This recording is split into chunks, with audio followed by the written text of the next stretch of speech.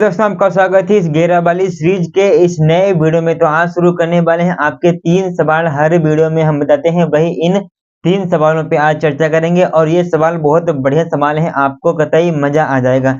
तो पहला सवाल आपके स्क्रीन के सामने है, तो देख लीजिए सवाल आपका क्या है। यदि पिता की आयु में उसके पुत्र की आयु का 2 गुना जोड़ा जाए तो योगफल 70 प्राप्त होता है। ठीक, मतलब कि पिता की आयु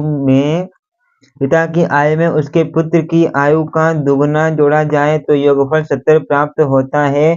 परंतु यदि पिता की दुगनी आयु में पुत्र की आयु जोड़ी जाए तो भैया जी क्या हो जाता है, योगफल 95 आपका प्राप्त हो जाता है। तो पुत्र और पिता की वर्तमान आयु आपको ज्ञात करनी है।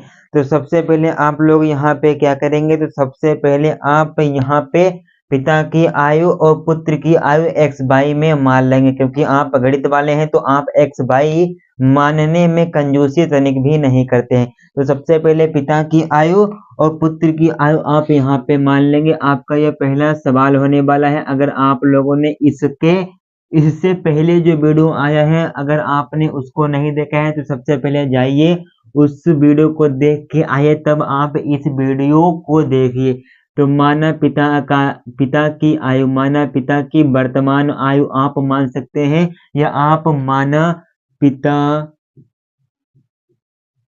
की आयु आप ये भी मान सकते हैं, ये इसमें कोई भी दुविधा की बात नहीं है। आप ये मान लेंगे। फिर उसके बाद लिखेंगे यहाँ पे तथा लिखने के बाद लिखेंगे माना पुत्र की आयु। आप पुत्र की भी आयु मान लेंगे, पुत्र की आयु आप बाई मानेंगे। अब यहाँ पे फर्स्ट कंडीशन में क्या कहा गया है, फर्स्ट कंडीशन में कहा गया है दुगनी करने को, दुगनी करके जोड़ देना है।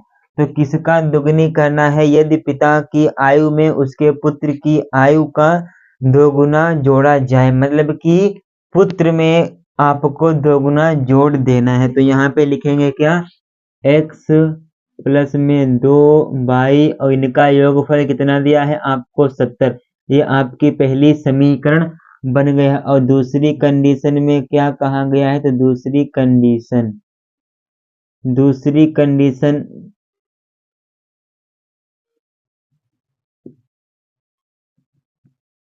दूसरी कंडीशन में क्या कहा गया है ये भी देख लेंगे।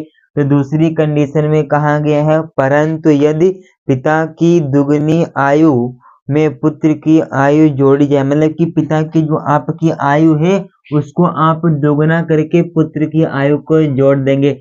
तो पिता की आयु x है तो इसको जब आप दोगुना करेंगे 2x जाएगा, प्लस में आप पुत्र की आयु को जोड़ देंगे तो आपको 95 ये आपका योगफल प्राप्त होता है। ये आपकी समीकरण नंबर दूसरी बन गई है। ठीक, अब क्या करेंगे, अब आप सिंपल साधारण क्या करेंगे, इनके x बाई के मान, मतलब कि या तो आप x के मान बराबर कर दीजिए दोनों समीकरण में, या तो आप इसमें बाई के मान दोनों समीकरण में बराबर कर दीजिए। तो आप सिंपल साधारण भाषा से क्या करने वाले हैं, समीकरण जो आपकी एक है इसमें आप 2 से गुणा कर देंगे दोनों इधर। तो ये आपका 2x प्राप्त होगा, प्लस में ये आपका 4 बाई प्राप्त होगा, बराबर में 140 ये आपका प्राप्त होगा पहली समीकरण में जब आप 2 से मल्टीप्लाई कर देंगे। फिर उसके बाद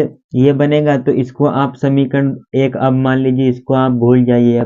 अब आप इसको भूल जाइए, भूल गए रे इसको। ठीक, अब लिखेंगे समीकरण 1 व 2 से। तो यहाँ पे समीकरण 1 व समीकरण 2 से इतना लिखने के बाद क्या कर देंगे, इनको तरह ऊपर रख देंगे, विलोपन विधि का इस्तेमाल करेंगे, विलोपन विधि का प्रयोग हम यहाँ पे कर देंगे। ठीक, ये आपका 2x प्लस में बाई बराबर में 95 ये आपकी बन गए। और भैया जी विलोपन विधि कौन कौन नहीं लगाना जानता है बताएंगे। हमारा वीडियो यूट्यूब पे डला हुआ है पहले से, आप उसको देख लेंगे तो आप विलोपन विधि को 7 जन्मों तक नहीं भूल पाएंगे।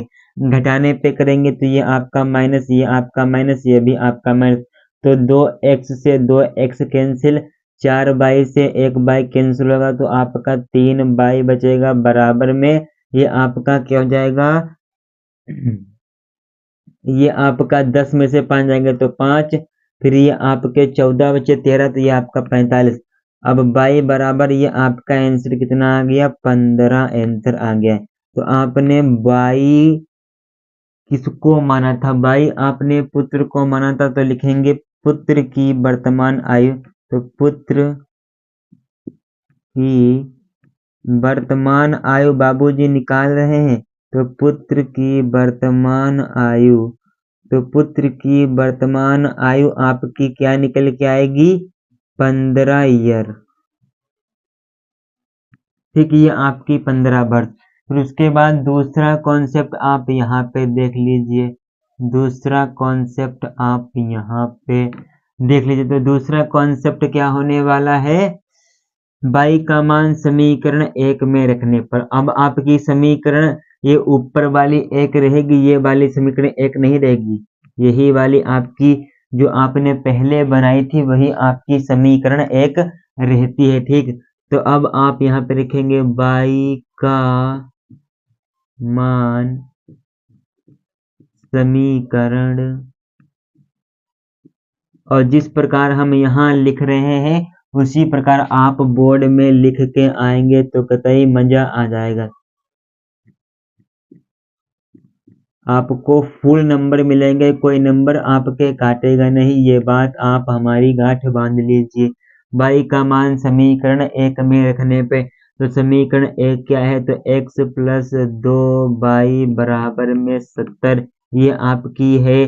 तो y का मान कितना निकल के आया है, तो y का मान आपका 15 निकल के आया है, तो ये आपकी 70 हो जाएगी। तो x प्लस ये आपका 30 बराबर में ये आपकी 70, तो x बराबर 70 माइनस का 30, तो x बराबर ये आपकी 40, ये आपकी 40 भैया जी निकल के आ गई है।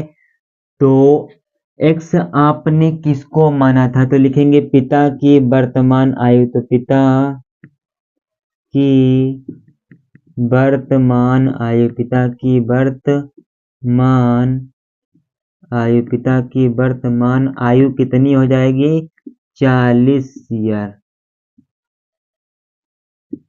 40 ईयर, ये आपकी पूरी की पूरी इतनी होने वाली है। तो पुत्र की वर्तमान आयु आपकी 15 साल का पुत्र है और पिता की आयु सवाल में 40 वर्ष होने वाली है। वह कॉन्सेप्ट ये आपको समझ में आया होगा। इसी प्रकार से आप अनेक सवाल इसी पैटर्न के लगा सकते हैं। अब आपका देखते हैं दूसरा सवाल क्या है। दूसरा सवाल भी बहुत जबरदस्त है, एक बार इसका स्क्रीनशॉट आप ले लेंगे। हाँ, तो अब देख लीजिए आपकी स्क्रीन पे ये प्रश्न आपके लिए रेडी है। तो प्रश्न क्या है, 4 कुर्सियां तथा 7 मेजों का मूल्य आपका 360 रुपए है। 6 कुर्सियां हैं, फिर बाद में आपके 10 मेजें हैं तो उनका मूल्य 520 है। एक कुर्सी और एक मेज का आपको मूल्य पता करना है। तो यहाँ पे आपकी कुर्सियां हैं और मेज हैं, तो कुर्सियों को आप x मानेंगे और मेज को आप y मान लेंगे। सवाल नंबर ये आपका यहाँ पे दूसरा होने वाला है। ठीक, तो लिखेंगे माना कुर्सियों का मूल्य x यहाँ पे हम मान लेंगे। माना कुर्सियों की संख्या, माना कुर्सियों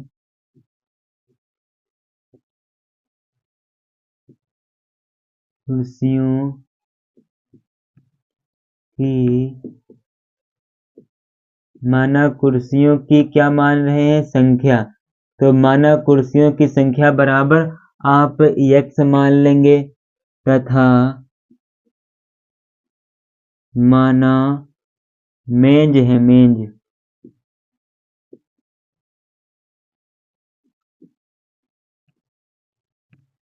संख्या की जगह पे आप मूल्य ही रखेंगे तो बढ़िया जमेगा।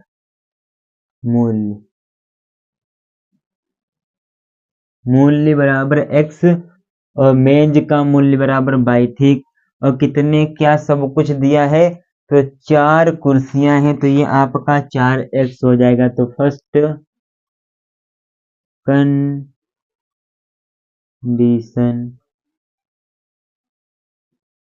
फर्स्ट कंडीशन में ये आपका क्या बनने वाला है, तो यहाँ पे देख लेंगे। आपका फर्स्ट कंडीशन में 4 कुर्सियां हैं, तो 4x प्लस में ये आपका फिर बनेगा 7y बराबर में 360।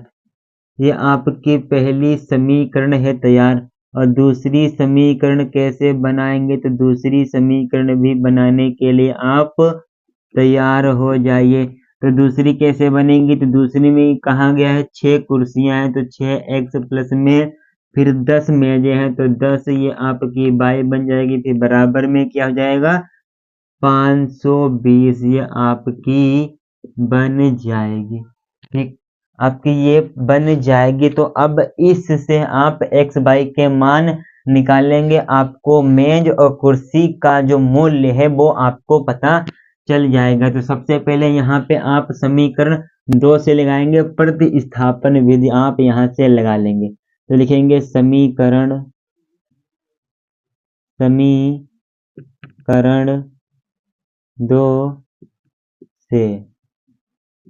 2 से करने वाले हैं। तो समीकरण 2 क्या है, 6x प्लस में 10y बराबर में 520 है। ये आपकी दूसरी समीकरण है। तो इसमें आप y का मान निकालेंगे, तो ये आपका 10y बराबर में 520 बचेगा।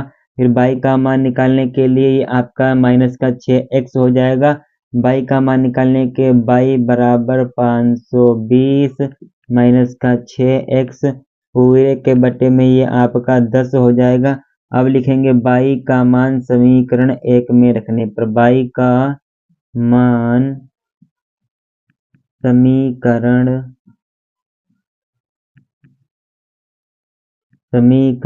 1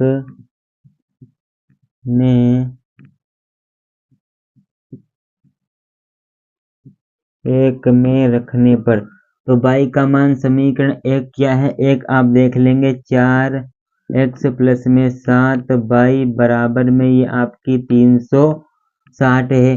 तो आपका y का मान आया है, तो क्या मान आया है, 4x प्लस में 7।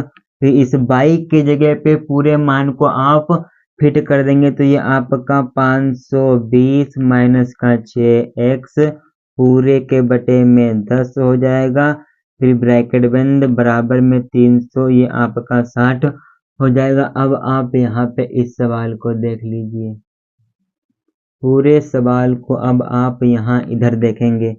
तब अब क्या करेंगे, इस 10 की गुणा इस 4x में करा देंगे, और फिर इस 10 की गुणा इस 360 में आप करा देंगे। तो ये आपका 4x में कराएंगे, तो ये आपका 40x बनेगा, ठीक। फिर प्लस में ये आपका इसकी गुणा चलिए अभी बाद में कराएंगे। तो 7 ब्रैकेट में 500, ये आपका 20 माइनस में 6x, ठीक, ये हो जाएगा। और बराबर में ये आपका 360 है, इसमें 10 की गुणा आप करा देंगे। तो अब देखेंगे, अब आपके सामने नई वैल्यू क्या निकल के आएंगे। तो अब आप यहाँ पे देख लेंगे 40x प्लस का, फिर उसके बाद यहाँ पे इसकी गुणा कराएंगे, तो ये आपका 0 हो जाएगा। और ये आपका 7 दूनी 14, और ये 1, तो ये आपका 36 यहाँ पे भी, तो माइनस ये आपका 42 बराबर में ये आपका 3600 बन जाएगा। फिर उसके बाद 40 में से माइनस के 42x को आप जब घटाएंगे, तो माइनस के 2x बचेंगे बराबर में इधर 3600 में से आप माइनस करेंगे 3640, तो 2 माइनस x बराबर में माइनस का ये आपका 40 बचेगा।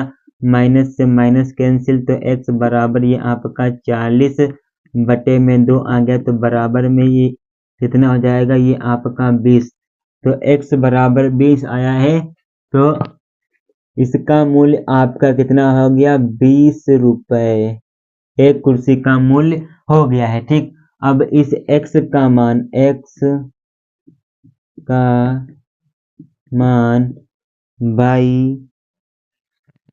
y बराबर 520 माइनस 6x बटे में 10x में रखने पर इतना कर देंगे बस। आप चाहे इस x का मान किसी समीकरण में भी रख सकते हैं, या आप जो ने यहाँ पे ये आपने ये निकाला था, आप यहाँ पे भी इसका मान रख सकते हैं। आपका दोनों तरफ आंसर बराबर आना है, तो ये आपका क्या हो जाएगा, तो y बराबर ये आपका 520 है माइनस में 6 गुणा x का मान 20 है, और पूरे के बटे में ये आपका 10 दिया गया है।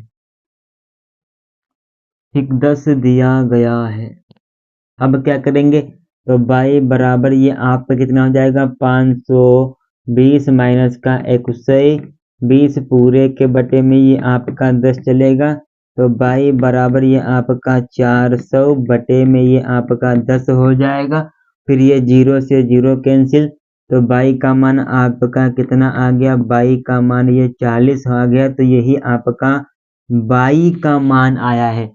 तो y का कितना मान आया है, तो y का बाबू मुसाए 40 मान आया है। तो एक मेज का मूल्य 40 रुपए है। तो पूरे सवाल का आप स्क्रीनशॉट ले लेंगे बहुत आसान तरीके से। अब देखने वाले हैं जो आपका तीसरा सवाल है, बहुत जबर सवाल है, बहुत कठिन सवाल है और बहुत बड़ा सवाल है। तो यहाँ पे नाभ के बारे में ये सवाल है। इस नाभ की संरचना को बहुत अच्छी तरीके से हम आपको बताएंगे। सबसे पहले स्क्रीनशॉट आप इसका ले लें।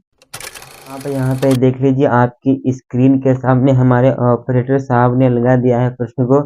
ऋतु धारा के अनुकूल 2 घंटे में 20 किलोमीटर तैर सकती है और धारा के प्रतिकूल 2 घंटे में 40 किलोमीटर तैर सकती है। मतलब कि धारा के अनुकूल का मतलब यहाँ पे है साथ साथ, धारा के साथ साथ वो 2 घंटे में 2 घंटे में भैया जी वो 20 किलोमीटर तैर जाती है। अगर उसको कहा जाए कि आप धारा के प्रतिकूल तैरिए, तो वही 2 घंटे में वो मात्र 4 किलोमीटर तैर पाती है। तो आपको यहाँ पे स्थिर जल में तैरने की चाल तथा धारा की चाल आपको ज्ञात करना है। सबसे पहले आप यहाँ पे चाल मानेंगे, फिर आप यहाँ पे धारा को मान लेंगे, वही आपका फर्रा है। तो यहाँ पे आप क्या लिखेंगे, तो चाल बराबर आप यहाँ पे x मान लेंगे। चलिए, तो आप लिखेंगे सवाल नंबर 2 है ये आपका।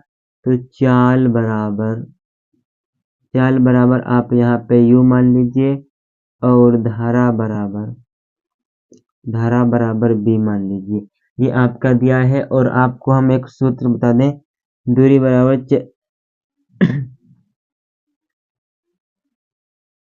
चाल बराबर दूरी बटा में समय। इस सवाल में आपकी 2 समीकरण बनेंगी।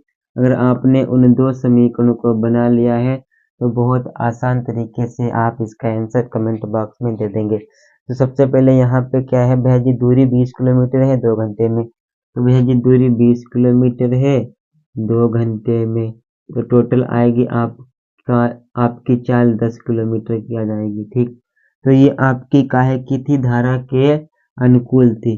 धारा के अनुकूल थी, तो आपका u प्लस में b हो जाएगा बराबर में 10। पहली समीकरण ऐसे ही आपकी तैयार हो गई है। उसी प्रकार चाल बराबर दूरी बटा समय, तो चाल बराबर दूरी बटे में आपका क्या हो जाएगा, समय। चाल बराबर दूरी बटा समय। दूरी कितनी है आपकी, यहाँ पे 4 किलोमीटर थी, समय 2 घंटा था। इसको काटेंगे तो ये आपका 2 किलोमीटर हो जाएगी, 2 किलोमीटर 4। तो ये भी आपकी, लेकिन ये आपकी धारा के प्रतिकूल थी, तो u माइनस बी बराबर 2 किलोमीटर। ये आपकी समीकरण नंबर भैया जी कौन सी तैयार है, दूसरी समीकरण नंबर तैयार है। अब लिख देंगे समीकरण 1 व 2 से, समीकरण 1 व 2 से इतना करने के बाद और नीचे देख लेंगे तो आप लोग विलोपन विधि का यहाँ पे यूज करेंगे, प्रयोग करेंगे। तो u प्लस b बराबर में ये आपका 10 हो जाएगा, u माइनस b बराबर में ये आपका 2 हो जाएगा। उसके बाद आप यहाँ पे लिख देंगे घटाने पर, तो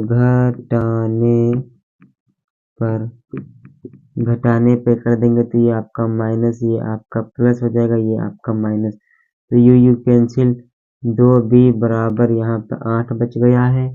ठीक, यहाँ पे 8 बच गया है तो ये आपका 2b बराबर में 8, तो ये आपका b बराबर 4 आ गया है। और आपने b किसको माना था? b आपने धारा की चाल, ये आपकी धारा की चाल निकल के आई है। क्या है? चाल। धारा की चाल निकल के आ गई है। b का मान ये आपकी निकल के आई है, तो अब b का मान समीकरण 1 में b का मान कहाँ लिख देंगे? समीकरण 1 में रखने पर, समीकरण 1 में रखने पर, तो समीकरण 1 क्या है?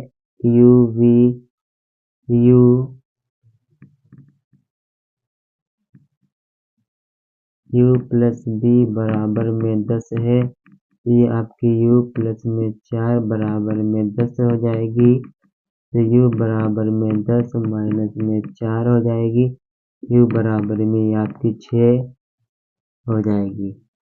ठीक, 6। और ये आपने किसको मानी थी? स्थिर जल में धारा की चाल, स्थिर जल में चाल। यही आप इनको इसी प्रकार निकाल सकते हैं। ये भी आपका कॉन्सेप्ट था, बहुत क्लियर तरीके से हमने ये आपको